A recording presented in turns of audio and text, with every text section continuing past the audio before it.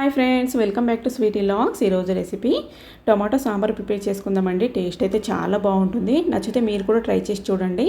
ఈ సాంబార్ ఇడ్లీ, రైస్ అలాగే రాగి సంకటి కాంబినేషన్లో చాలా బాగుంటుంది. ఇప్పుడు 3 పండు టమాటాలని ఈ విధంగా కుక్కర్లో యాడ్ చేసుకోవాలి. 2 పచ్చిమిర్చి, అలాగే మనం నచ్చిన వెజిటేబుల్స్ యాడ్ చేసుకోవచ్చు. క్యారెట్, బంగాళదుంప, ములక్కడ ముక్కల్ని యాడ్ చేసుకున్నాను నేను. అలాగే ఒక 5-6 వెల్లుల్లి రేకల్ని ఇలా పొట్టు తీసి యాడ్ చేసుకోవాలి. టేస్ట్కి సరిపడా సాల్ట్, అలాగే పసుపు యాడ్ చేసుకొని వాటర్ యాడ్ చేసుకోవాలి. 1 గ్లాస్ వాటర్ యాడ్ చేసుకొని మూత పెట్టేసి ఒక విజిల్ వచ్చేంత వరకు ఉడికించుకోవాలి. వీడియోని స్కిప్ చేయకుండా చూడండి, అప్పుడే ఈ ఫుల్ రెసిపీ మీకు అర్థమవుతుంది. ఈ సాంబార్ టేస్ట్ అయితే చాలా బాగుంటుందండి. ఈ క్యారెట్లు కూడా బాగా మెత్తగా మగ్గిపోయినాయి. ఇప్పుడు టమాటాలు, పచ్చిమిర్చిలు, అలాగే వెల్లుల్లిపాయ రేకల్ని ఒక ప్లేట్లోకి తీసుకొని టమాటాల స్కిన్ని ఈ విధంగా తీసేయాలి. తీసి చల్లారబెట్టేసుకొని మెత్తగా పేస్ట్ లాగా చేసుకోవాలి. ఇప్పుడు ఒక గిన్నెలో ఆయిల్ యాడ్ చేసుకొని అందులో పచ్చిశనగపప్పు, మినపగుళ్ళు, అలాగే వెల్లుల్లిపాయ రేకలు, 2 ఎండుమిర్చీలు, ఆవాలు, జీలకర్ర యాడ్ చేసుకోవాలి. ఇప్పుడు ఇందులోనే పచ్చి కరివేపాకు కూడా యాడ్ చేసుకొని పోపులన్నీ బాగా వేయించుకోవాలి.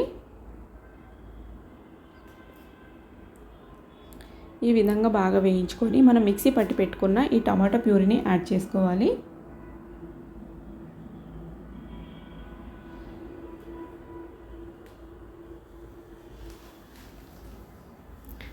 ఈ ప్యూరీ మొత్తాన్ని యాడ్ చేసుకొని ఉడికించి పెట్టుకున్న వెజిటేబుల్స్ని యాడ్ చేసుకోవాలి.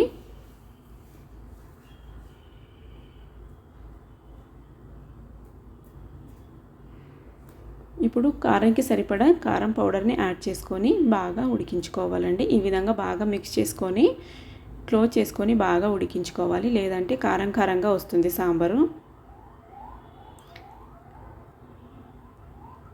ఈ విధంగా బాగా ఉడికించుకొని ఇప్పుడు మనము కావాల్సినన్ని వాటర్ యాడ్ చేసుకోవాలి. ఈ సాంబార్ టేస్ట్ అయితే చాలా బాగుంటుందండి. మనం ఎప్పుడు నార్మల్గా టమాటా రసం కాకుండా ఈ విధంగా వెజిటేబుల్స్ యాడ్ చేసుకొని సాంబార్ లాగా పెట్టుకుంటే టేస్ట్ చాలా బాగుంటుంది. ఇందులోనే కొద్దిగా జీరా పౌడర్, అలాగే కొద్దిగా గరం మసాలా, అలాగే కొద్దిగా ధనియాల పౌడర్ కూడా యాడ్ చేసుకోవాలి. ఇప్పుడు బాగా మిక్స్ చేసుకొని క్లోజ్ చేసుకొని బాగా ఉడికించుకుంటే సరిపోతుందండి.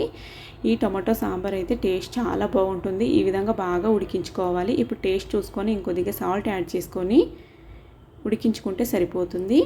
ఇప్పుడు కొద్దిగా బెల్లం యాడ్ చేసుకోవాలి. చూడండి, ఈ విధంగా ఆయిల్ పైకి వచ్చేంత వరకు ఉడికించుకోవాలండి. అప్పుడే టేస్ట్ చాలా బాగొస్తుంది. ఇప్పుడు సర్వ్ చేసుకుంటే అయిపోయింది. నేను ఇక్కడ రాగి ముద్ద కాంబినేషన్లో ప్రిపేర్ చేసుకున్నానండి. టేస్ట్ అయితే చాలా బాగొచ్చింది. ఈ రెసిపీ నచ్చినట్లయితే మీరు కూడా ట్రై చేసి చూడండి, అలాగే లైక్ చేయండి. ఇలాంటి రెసిపీస్ కోసం మా ఛానల్ని సబ్స్క్రైబ్ చేసుకోండి. Thank you for watching.